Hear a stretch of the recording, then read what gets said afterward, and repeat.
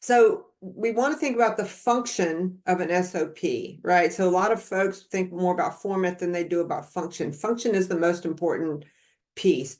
What is it that the SOP is supposed to do, right? They're supposed to be simple and they're supposed to be easy to use. They are very different from most documents. And so the process for writing them is very, very different.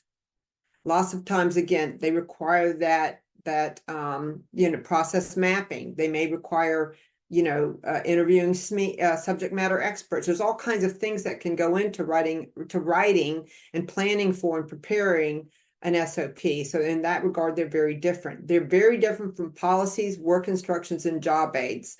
So if you want, policies are why we do what we do. That's what a policy is.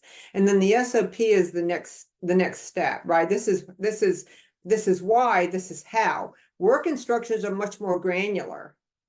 Right. So if I have a step, for instance, in an SOP and I need to provide more detail, that's a work instruction. And then job aids are things like checklists and things like that. So we want to make sure that if your organization uses those things, that they are very distinct.